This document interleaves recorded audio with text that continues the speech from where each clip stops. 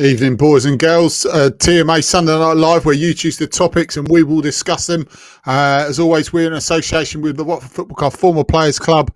Head on over to facebook.com/tailormade for community. That's fronted by the likes of Neil Price and Watford's favourite son, the legend Luther Blissett. Big shout out to Irish Darren there. He's already on the Guinness already, so it's he's a lawyer.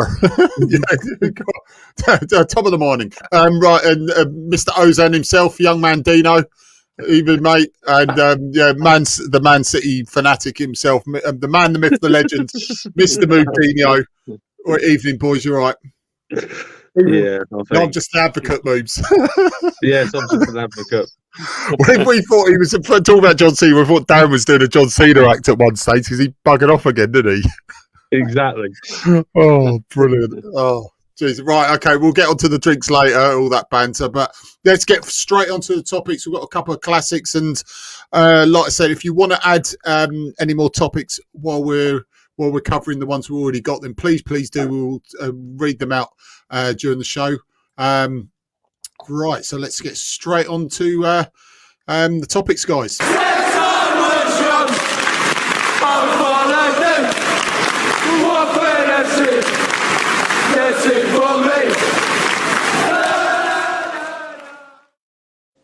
Right, it's running down the bottom of the screen. Just big shout out just before we do to Woody. We've got Tony, Bjorn. Shout out to Kevin, the lovely Emma. Woody says hi guys, hi everyone. The legend that is Samuel Stedman. It says evening all. Halsey, evening Hemel Pids, Canadian Darren, Turkish Gerald Dino, and not the 9 o'clock news Mel. Brilliant. That is fantastic. That's the best one ever. Bjorn says been a good while. Good evening, lads. Evening, mate. And Mr. Lewell says good evening, one and all. Let's hail King Klebs. Absolutely, mate. So right, okay. So like I said, get straight on with the topics. Dan, fantastic topic, mate. If you want to add your other one you posted, please do later as well, mate. He says another great performance yesterday. Is it time for everyone to get behind Batchman? Darren, what do you reckon, mate?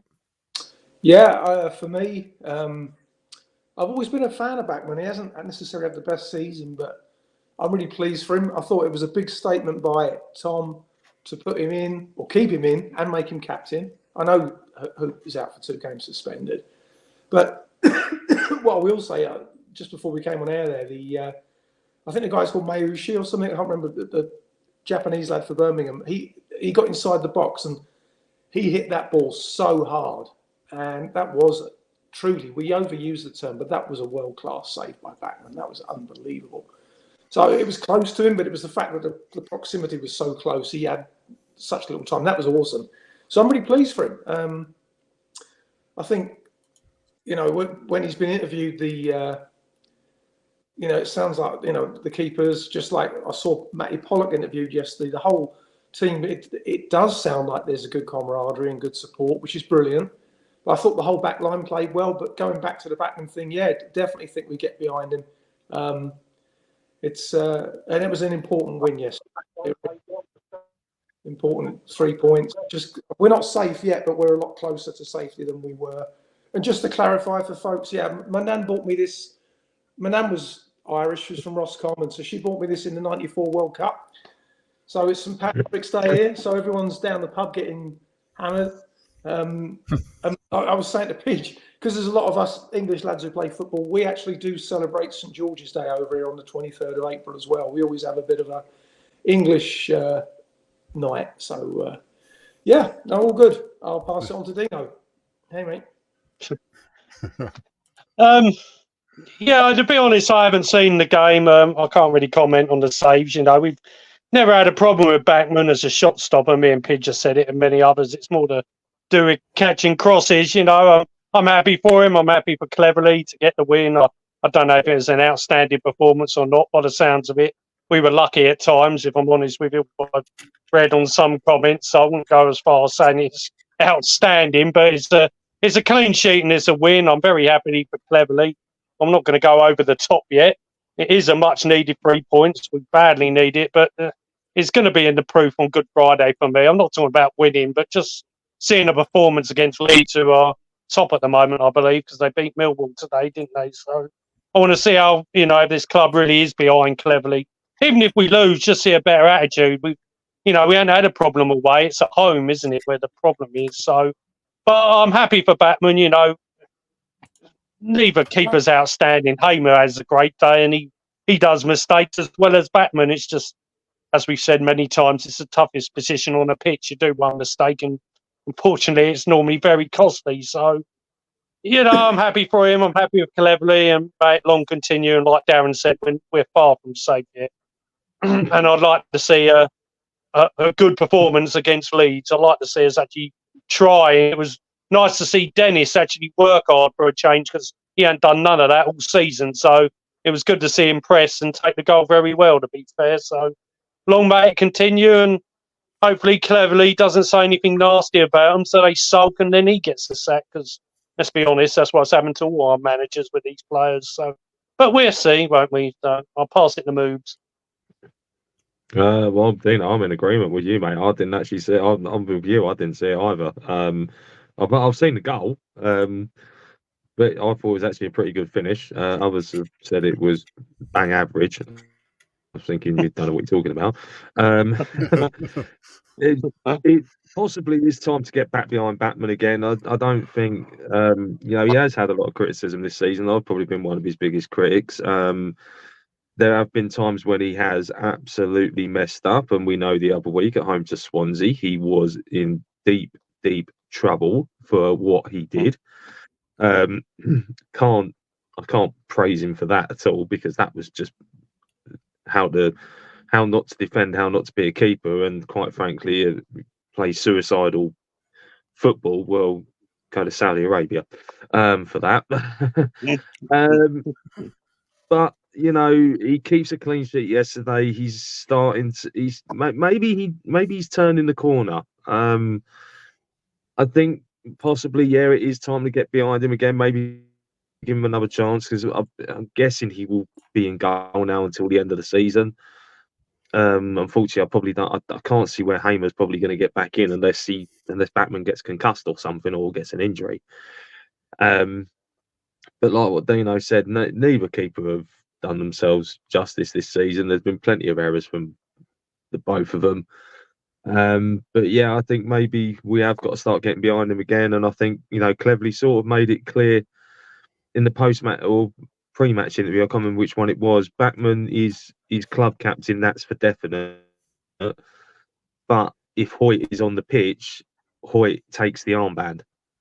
And that is something Backman's going to have to get used to. He's not got that captaincy back permanently. He is going to be surrendering it when Hoyt comes back from suspensions. So, but yeah, maybe new manager bounce and everything. He might just have thought he's got a second chance again. So, yeah, that's pretty much my take on it, really. Yeah, absolutely, mate. I think what Portis was coming over, I thought he was excellent yesterday. What Portis was saying, that it could work both ways. It could be a blessing or a curse having the international break before a win. You want to keep that momentum going, but in some ways you come back with a bounce in your step after the international break and you're ready to go again. So let's hope it's the latter. And a little bit of the first bit, so we can carry on the momentum, especially going into a crucial game and a massive game against Leeds, because Leeds will come here, coming to the Vic wanting the points, obviously, because for different reasons we want to do it. I think we win the next game with that, we're 100% staying up. I think we're staying up now, but not because we won 1-0. I just think if we get 3 to 4 points, we would have stayed up. I think there's too many teams below us that are much, much poorer than what we are, and that is saying something. In terms of the Backman thing, look, I've been one of his biggest critics. I agree with what you guys are saying, that both keepers have had their fair share of errors. A lot was creeping into Hamer's game for the last couple of games he was in. But in terms of shot stopping, they're both excellent. I feel a bit more confident with Hamer, but credit where it's due. He got a clean sheet. It wasn't brilliant, but fair play to Backman, because like I said before we went off air and on air, and we all do it. If he's had a bad game, or anyone else, we call him out over it.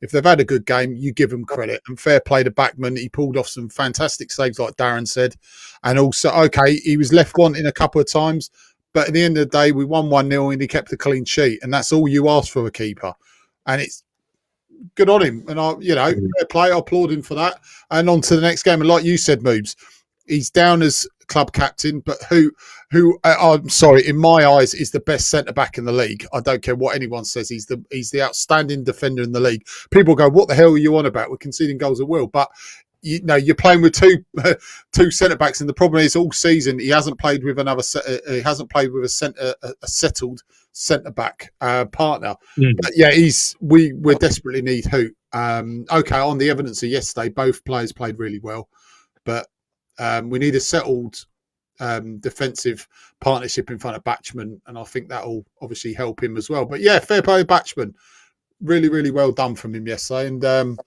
yeah, I'll probably be totally different after the international break, after Leeds, and probably slating him again. But at the moment, I mean, I'll give him his credit, fair play, and certainly warrants his inclusion into the next squad against Leeds, mate. 110%. Right.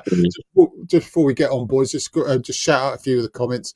Yeah, hope the family are well. Obviously, Moves, you replied to Bjorn as well. Yeah, cheers, mate. Woody said we need 4 points. Terry and Sonia are on. Yeah, absolutely, mate. Mr. Sullivan as well. Marcus Taylor is on as well. Dan, yeah, thanks for the topic, mate. It's his usual suspects on Twitter calling Tom to be sacked as soon as the team was announced. It was pathetic. I mean, I did a sigh of Backman's in goal, but I didn't say nothing, because if he pulls off like he did yesterday, I'll look fucking stupid. So well done to Dan. What else we got? Yeah, Dan said Porteous was great yesterday, but he has been the most consistently crap player this season. He needs to turn up at every match before being considered as captain. Mr. Crouch, Philip Crouch says, was nice to see 2 academy products as fullbacks, and both played really well. Yeah, absolutely, mate. And Michael Thorpe says, hi, everyone. Yeah, hi, Mike. Hope you're well, and hope your mum's well, mate. Yeah, so let's get straight on to the next topic, boys. Let's have a look. Sorry, guys. So Mr. Woody himself, Mr. Spellchecker, said, did not get to see the game, and it's only been a week. But was there an improvement in the team? Let's pretty much get on to reviewing the game then. Pretty much from the outside looking in, Darren, mate. Yeah, from what I've seen, defensively looked really good actually. Pollock and Porteous played really well together. You had the 2 young guys come, like somebody was just saying, through the academy. It was good to see Greaves on the bench as well. I know he hasn't had a chance yet, but I'm really hoping, knowing how football clubs are, at the end of the day, it's all about money, right? So it's about surviving. But once we are mathematically safe, it would be great to see the likes of Greaves and a couple of others just get a bit of a run out, But yeah, the game was Birmingham. It was one of those games where Birmingham had a lot of possession, but like a lot of clubs down the bottom of the table, they couldn't finish. Partly that was due to Backman. It was also due to some great blocks from our defence. Dennis, almost after Dennis's goal, which he did, like Moob said, he took really well, actually. It was great chasing down that defender, hassling him, getting the ball and beating. I've always rated Ruddy, actually, but he beat Ruddy well. And literally a minute later, he was played in again. And the ball just bounced slightly odd before he struck it. But Ruddy made a very good second save there. And then other than that, they did hit the bar from one corner kick, Birmingham. But overall, it was really just a good, solid defensive display by the team. So very early days, obviously, but a good start. And somebody was saying on one of the social media posts last night, they think probably it would have been a game we might have lost under Val. And I think that might be right. There was a little bit more freshness about us. Dave, as you call him, it was good to have him back because he wasn't expected to be back. So that was really good. And Asprilla looked a bit better. I think what I'll say about Asprilla, I mean, I think the lad's a hell of a talent, but he hasn't been on fire lately. And I can only put that down to being very, very young. And if you imagine you're a young kid from Colombia living in England, and then your agent tells you that Barcelona are coming in for you in the summer, it's got to turn your head, right? It's got to turn, I think, you know. But he had a better game. Coney wasn't bad either. And like I think Dino said there, all things considered, that was probably Dennis's best game for us. Worked a lot harder, deserved his goal. And then Bayo, when he came on, he nearly, from the tightest of angles, nearly scored actually. So yeah, like you say, you can't go too mad. It's just one game, but huge 3 points, huge clean sheet, and on we go. Cheers again, and pass it to Dino. Yeah, it's a bit hard. Like I said, I didn't see the game. I can't really comment. You know, it's nice. It was good. I heard Morris play. I'm a fan of him. It's good to have him back at left back. It's very good. Like I said, it's a clean sheet. I don't know how you can really say on improvements after one game. You know, nearly every team's going to do well under a new manager after one game. It don't always mean you win new manager bounce. I'm not saying that. It don't mean you're going to win the game, but of course they're going to bloody try hard and take everything on board that you want to do. And you know, yeah, it's like I said, I'm going to question it after this Leeds game. It's not so much the result. It's, you know, are they going to try as hard? Are they actually going to give us fans something to cheer at home? Because it's been a bloody long time.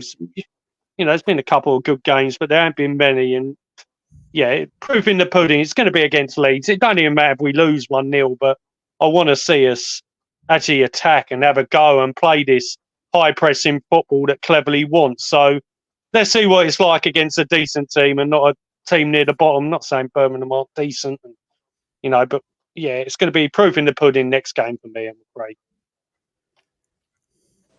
Yeah, I think Dino's spot on. You can't take it after one game. It's a bit of a pain that the international break has come when it has, but you know, we're not UEFA or FIFA, so we can't intervene with any of that. Yeah, it was, you know, it's good to go into the international break with a win under your belt, especially with how we've been lately. In regards to performance, like I said, I didn't see the game either. I was out all day. I was watching non-league, which I bloody hadn't.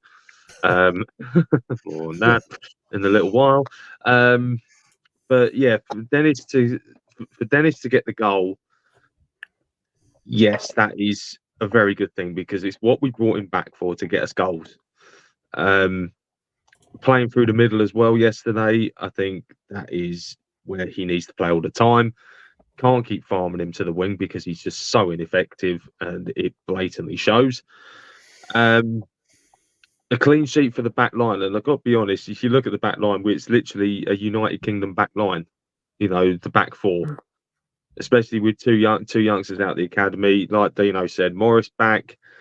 That's good to see. I think he has been preferring Jamal Lewis far too much at times. But then Morris has had his bad luck with injuries this season. We can't all deny we can't deny that's not happened.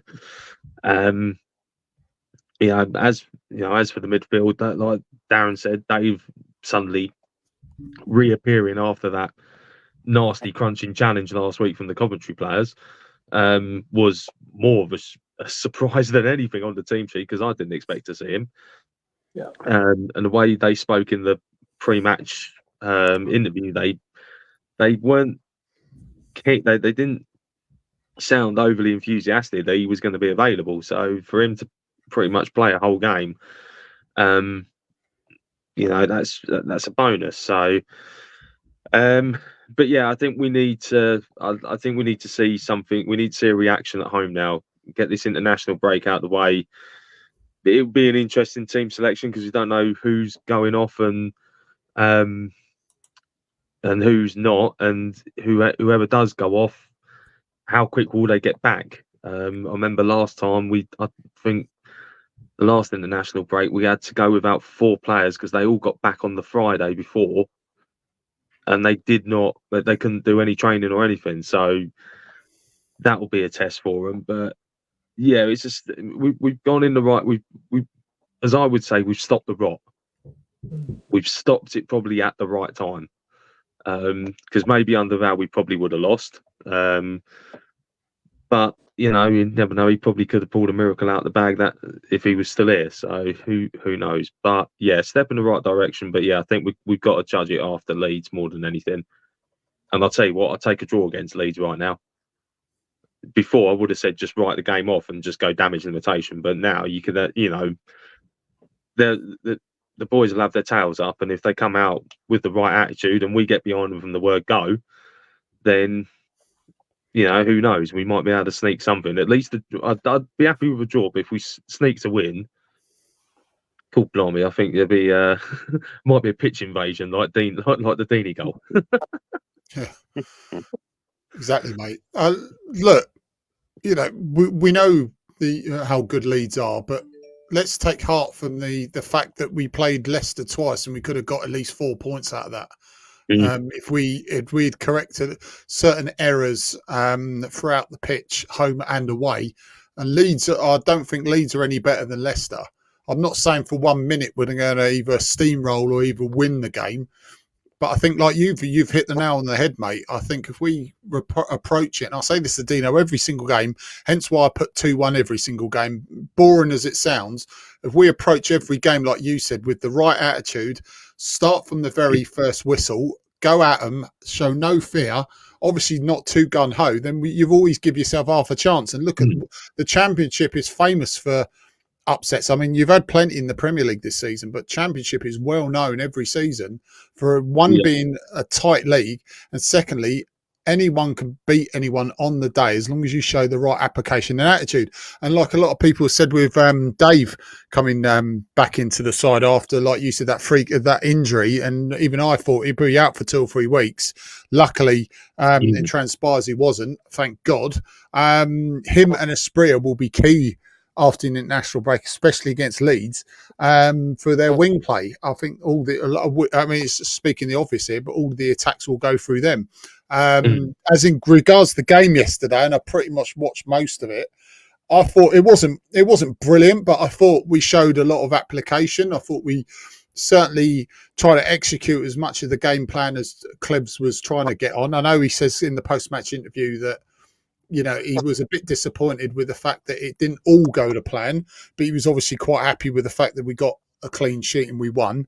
That is good. In a way, that's quite good to hear as well, because he's not satisfied with, okay, we've won, let's just go home and let's just forget about it. He wants to improve. And it's, you know, it's a sign of a young, vibrant coach who's learning the game still. You know, he's a perfectionist. He wants to do the right things. It doesn't always hit it off, but it's great. I mean, look at the coaches he's got around him are very good coaches in their own right. And Jimmy's a fantastic mentor to have as well.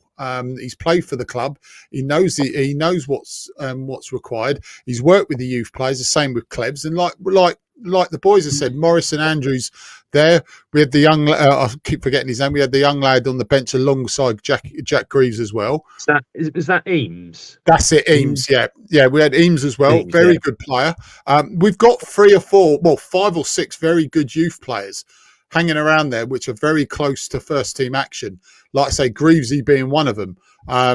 You know how much I bore people with how good Greavesy is, but the Eames is another one. There'll be very good players in the future. And like we said, if we've got no money, cleverly certainly bringing these players in now while he's still got time, it certainly bodes well for the future, because at least they get some sort of looking of how the first team are operating. And I read as well, he brought about 5 or 6 into the first team training in the week as well.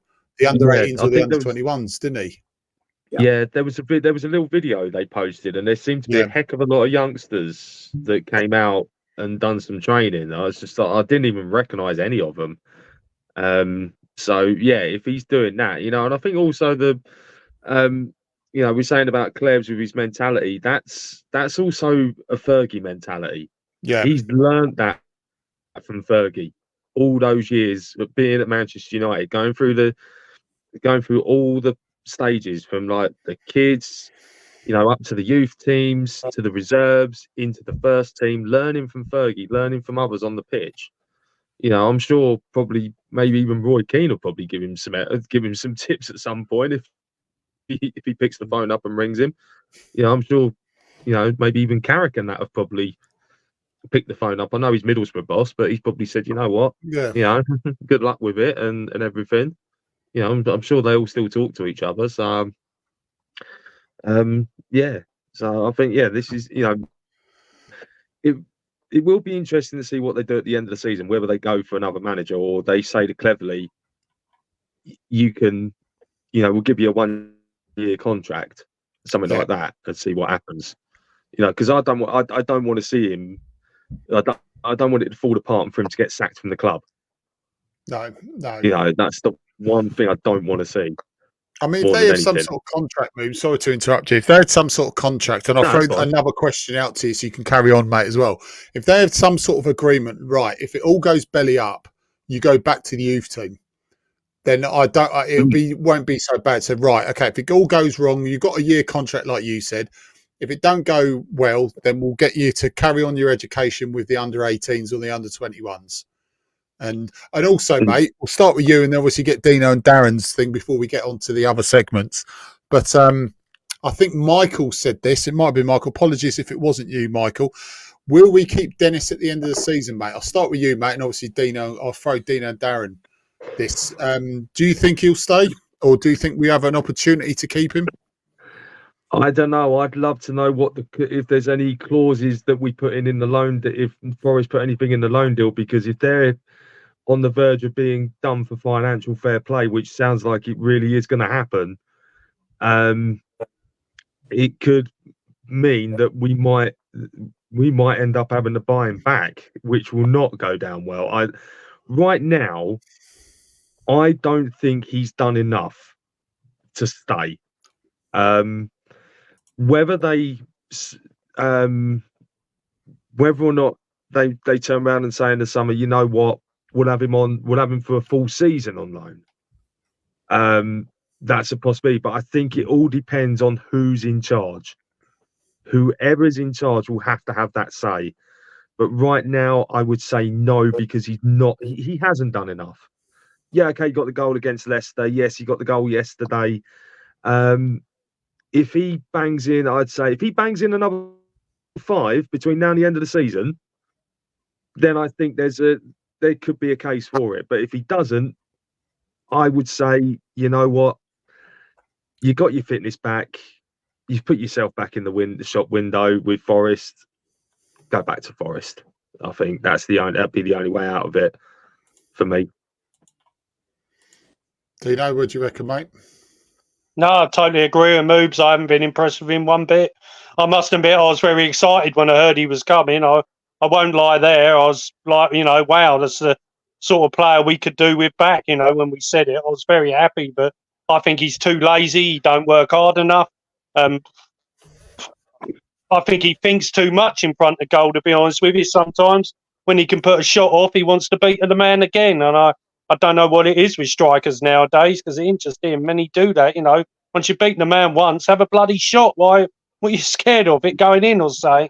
I totally agree with Moves. Probably confidence, mate. I don't. Yeah, no, that's not confidence. You're a striker. You should be hitting it every bloody time. I don't care if it goes over the bar. I want to go in eventually. Yeah. Bloody hell. But I keep saying, finish off the move. You know, even if it goes over the bar, excite the fans. I don't care if it goes 50 foot over the frigging bar. Just have a shot.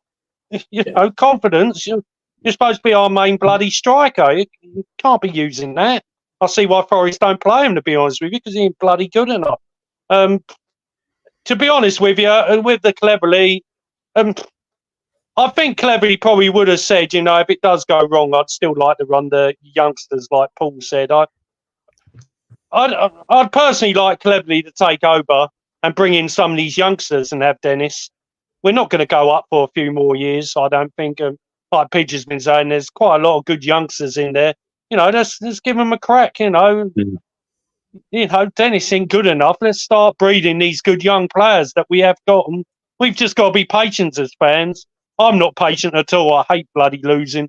and I will tell them what I think every game. I don't bloody care. I'm one in thousands. And Pidger do it now and then. Moves probably does it. We all do it. But I do want to see these youngsters. I want to see more Morris. I want to see Andrew. I want to see Grieve.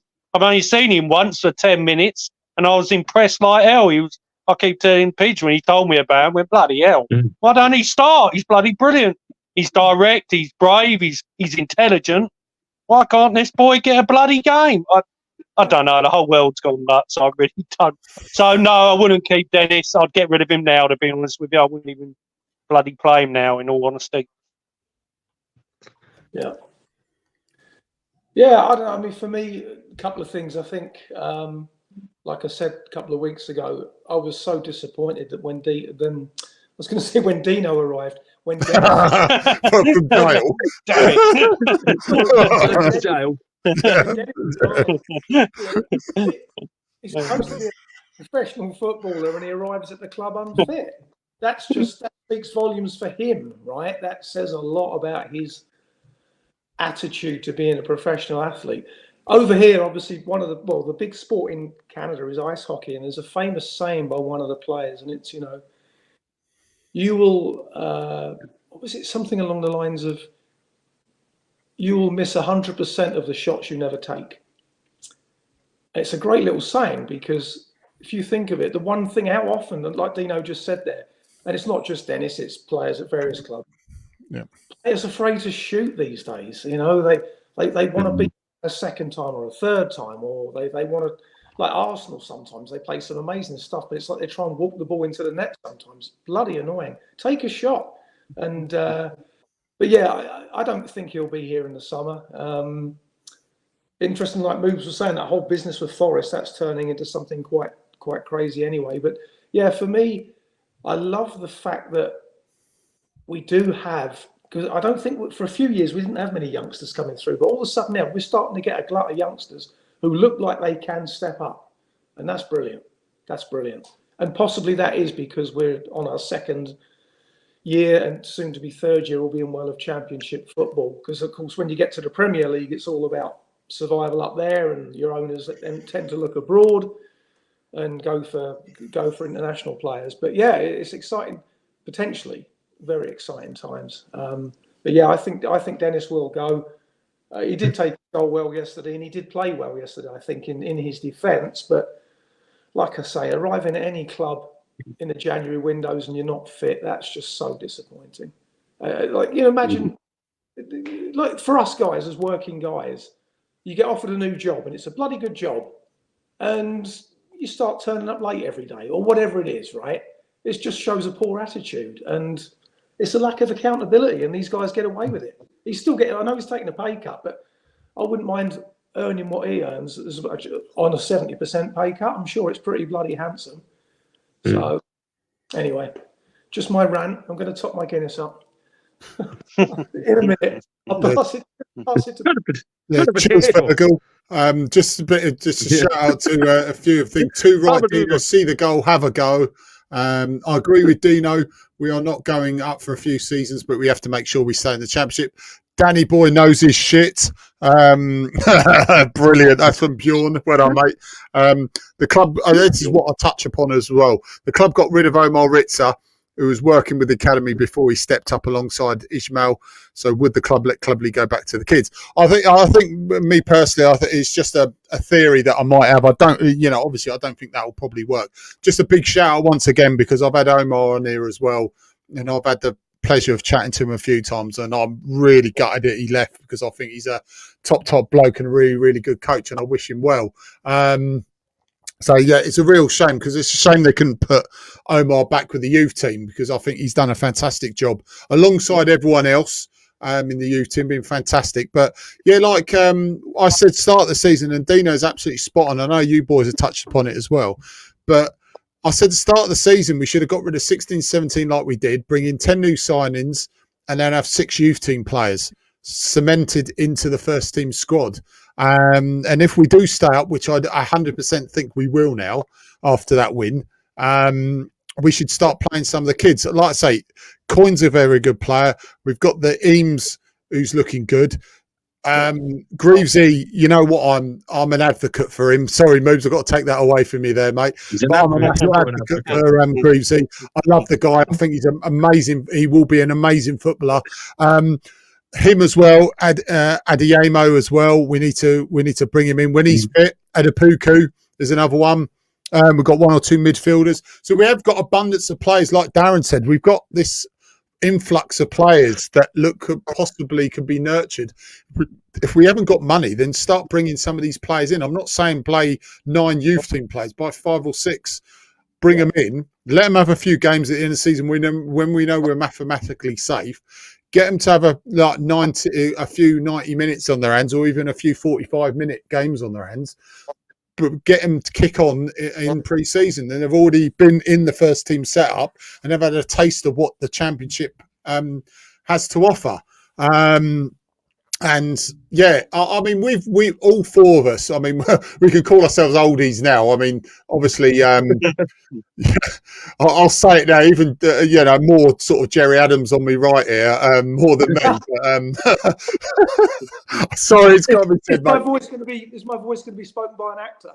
Yeah, I promise you. I don't know. I don't know. No, but look. And also, we're us 4 here are more of a shall we say, a slightly older generation to the younger lads now.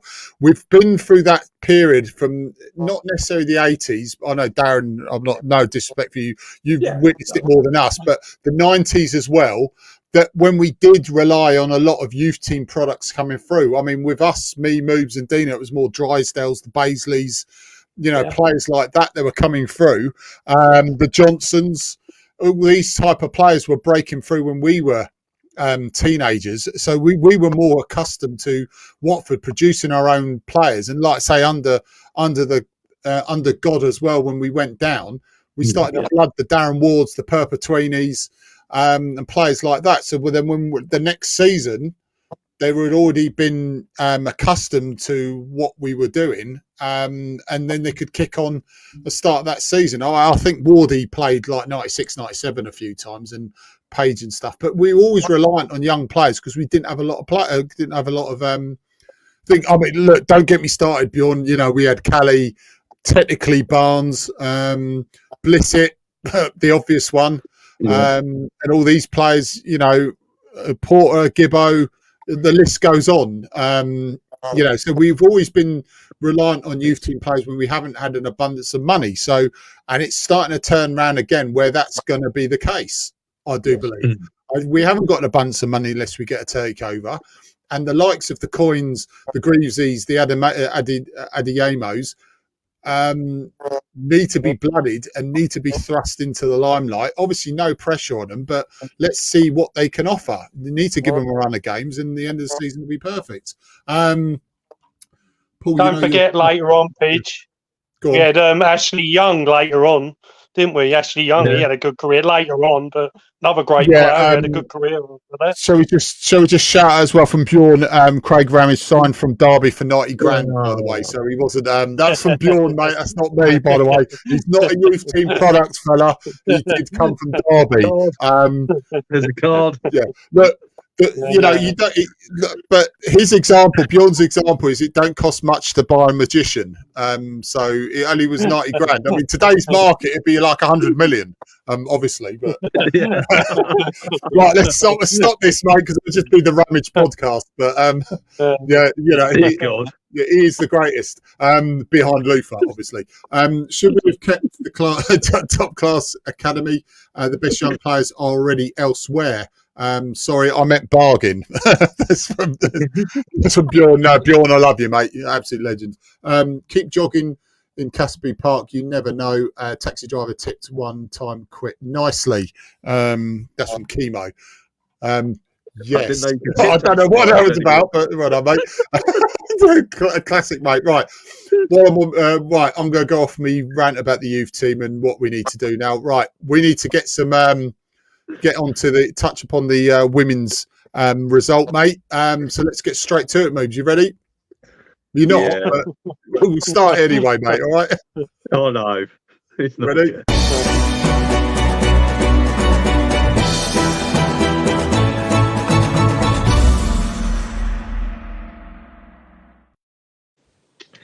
Kevin Phillips, 10 grand from Bulldog. Oh, blimey, they're all coming out of the woodwork now. Yeah, look what happened to him. Cheated, greedy bastard.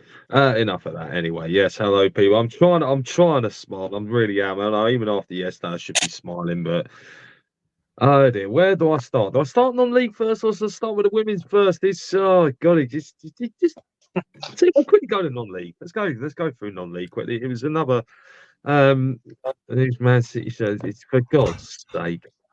Look at the back. What does that say? I mean, mind you, I am trying to apply for tickets for the FA Cup semi-final. I've probably got a good chance actually because City don't have any fans, so I'll probably be able to get one. Richie and Kenny will be going with me as well, probably. Facts. I do you like that.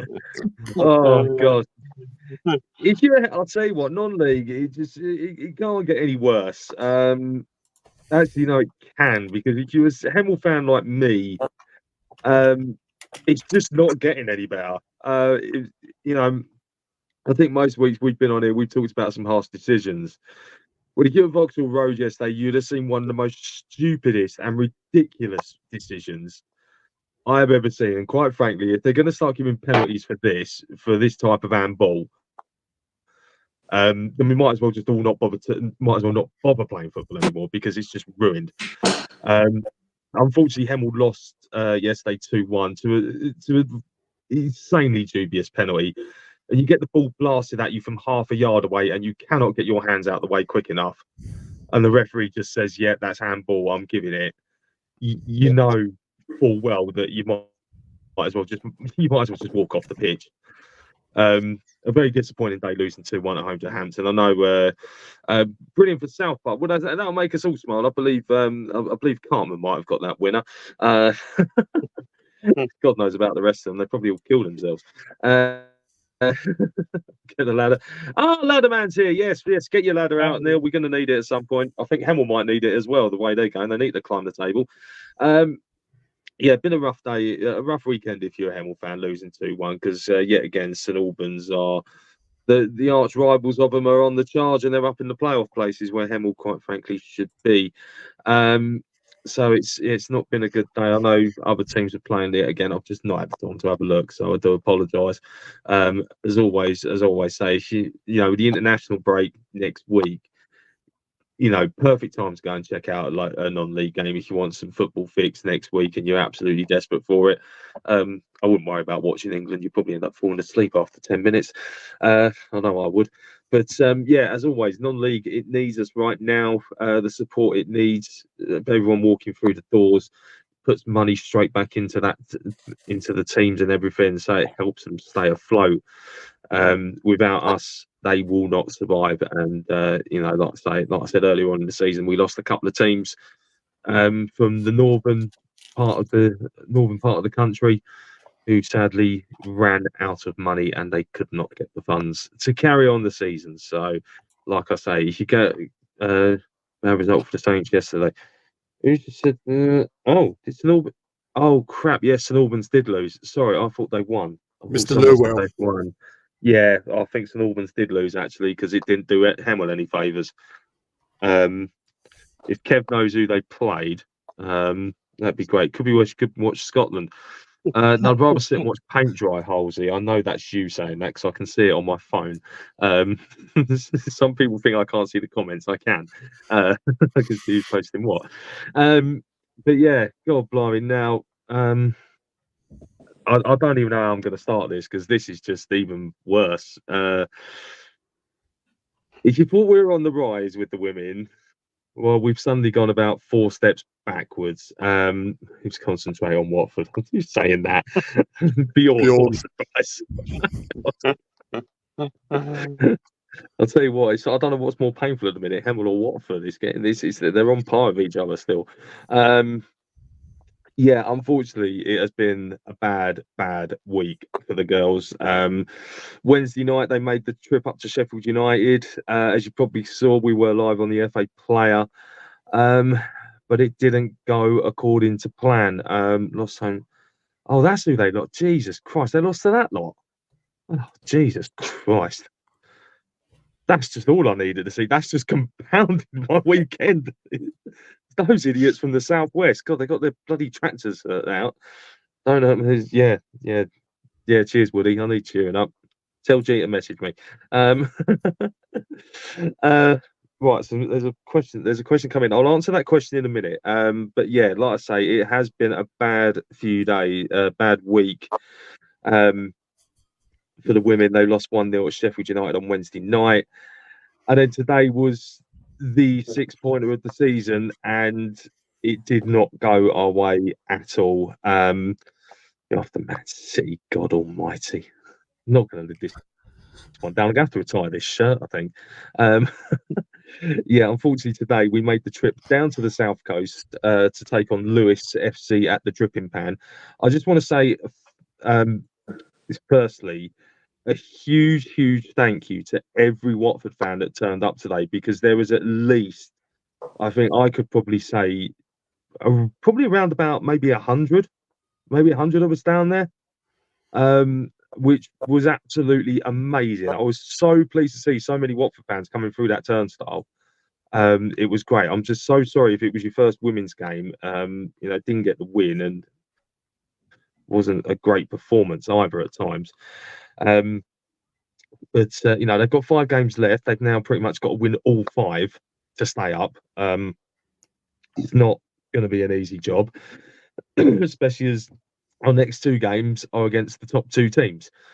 How do you solve a problem like this? Well, quite frankly, I have not got the answer. If I did, I'd be telling them. But next week, we go to Crystal Palace, and we are at Selhurst Park for this one. Yes, that's right, that lovely ground called Selhurst Park. No, it's a garden shed more than anything.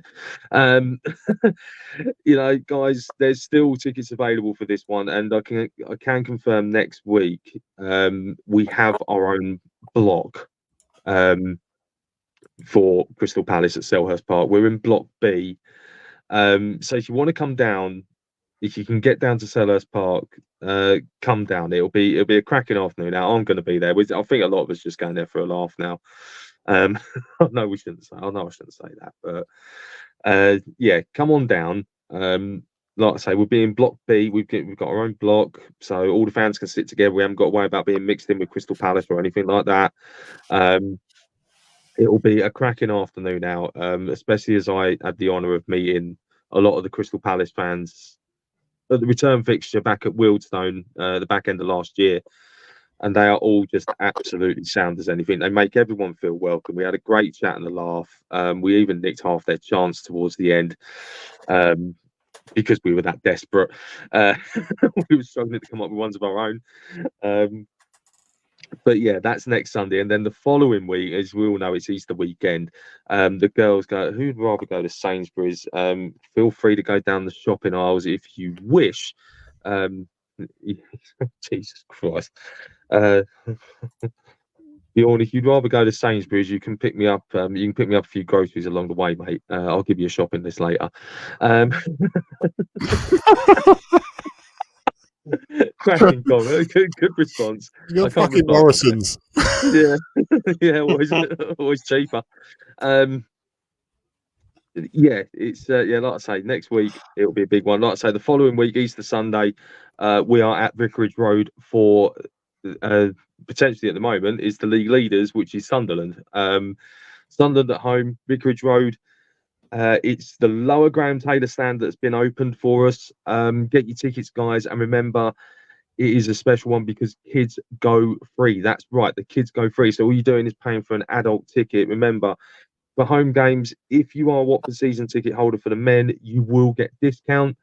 Now, someone actually said to me the other week, how does this discount work? Well, quite frankly, you need to go onto the website. You need to go into the tickets.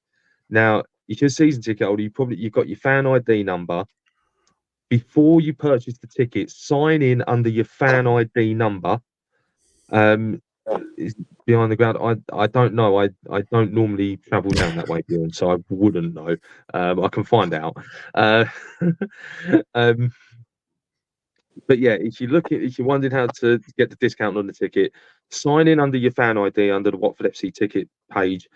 Load that up, and then when you go to purchase the ticket, it will automatically, as soon as you click one adult, it will automatically put the discount on. So it will drop, the price will drop down straight away. Like I say, that Sunday, the Easter Sunday game against Sunderland, it is kids go free. So an afternoon out, literally just, if you got 2 adults and 2 kids coming, you're just paying for 2 adult tickets. That's all you're paying, and it'll be about £7 if you're a season ticket holder, because they're £3.50, something like that, £3.50, £4. So guys, come on down, because it is going to be possibly, could be 1 or 2 of the biggest games of the season. Cheers, Bjorn. I thought you'd laugh at that one. You know, we're going to need it now. We really do. Like I say, there's 5 games to go. And if the girls have got any chance of staying up, yes, I am rattled at the minute. I'm absolutely seething because I've had a shit day, and I'm going to say that. M25, I don't like you, especially as it's closed at the minute. But yeah, it's basically 5 cup finals, and they've pretty much got to win all 5. So please, guys, come down, please, and cheer the girls on. We've got to roar them on now. Otherwise, it's bye-bye to the Championship, and hello again to the National League South, which I really don't want to see us return to, because it's going to be a heck of a big arse to get back out of that league, because the standard has gone up even more this season with the investment teams have made in that division. There was a question. Pitch, can you find it? Because I can't see it on my thing. Hang on, I'll get it now for you, mate. Sorry. Yeah, no, that's all right, mate. I said I would go back. I said I would come back and answer it. Right. Does our women get less funding and support from the club than others in the league? I find out who said that. Yeah, I don't know.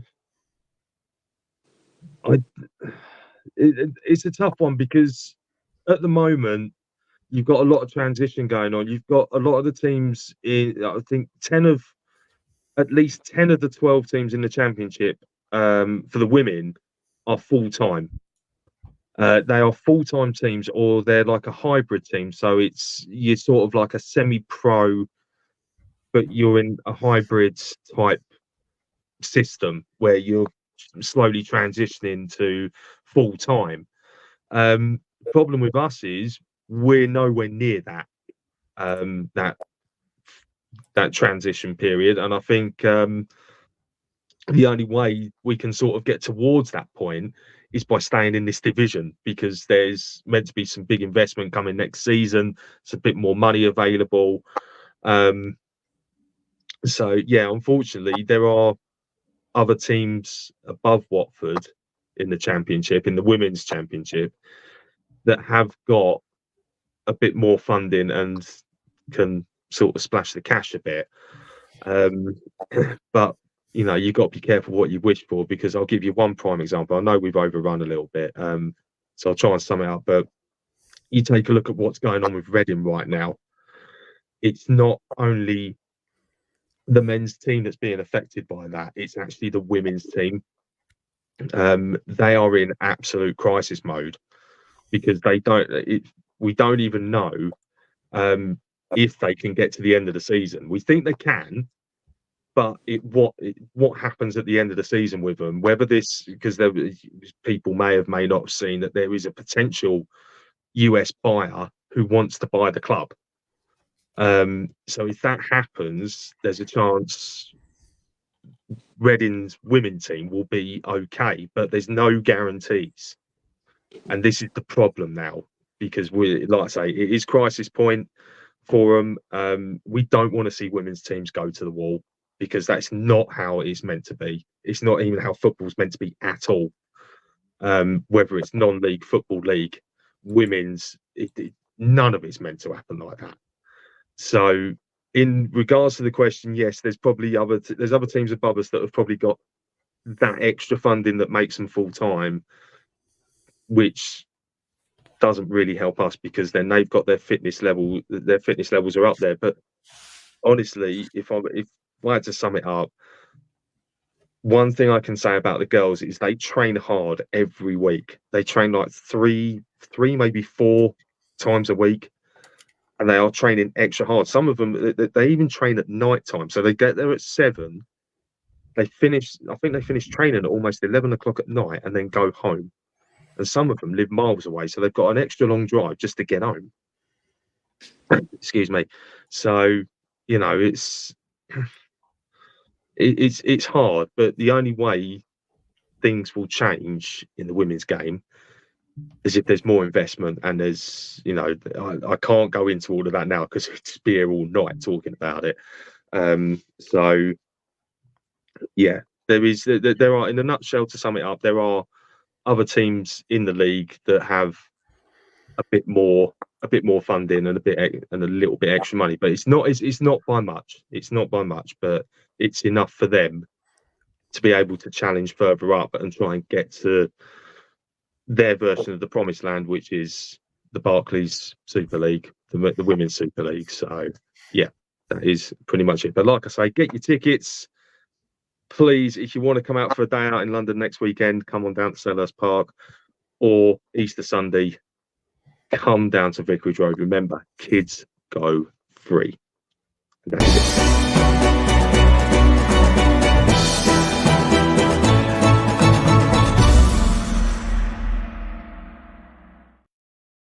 Yeah, no, I couldn't put it better myself, mate. Absolutely. Right. Okay, Ray Houghton, you ready, mate? We want to see what you've been drinking. So you ready, mate? Right, let's go, mate.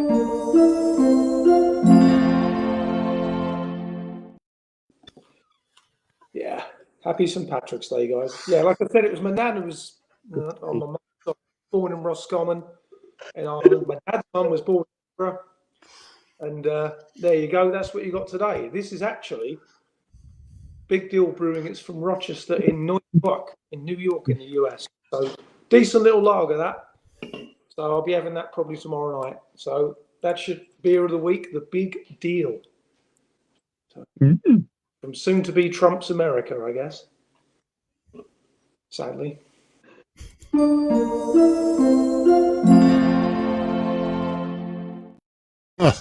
Right, is Darren getting hassle off the cat, by the way?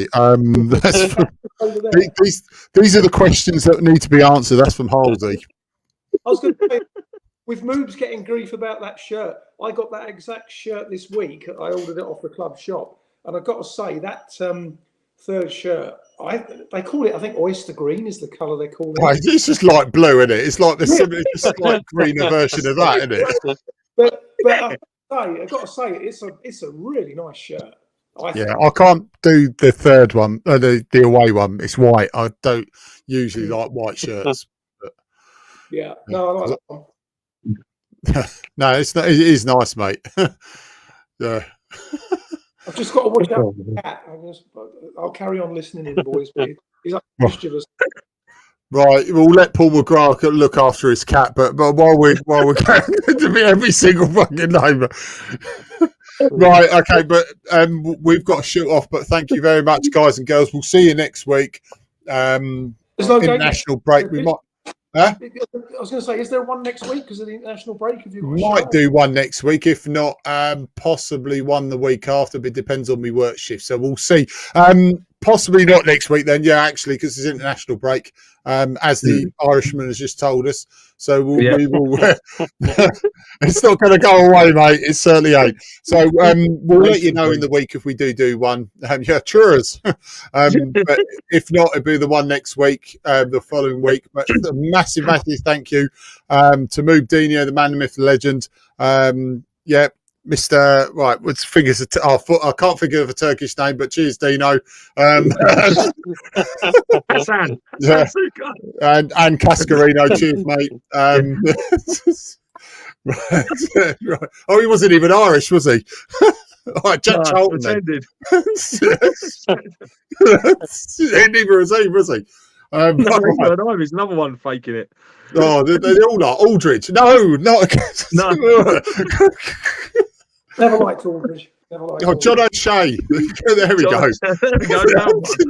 Go on, O'Shea. James McLean.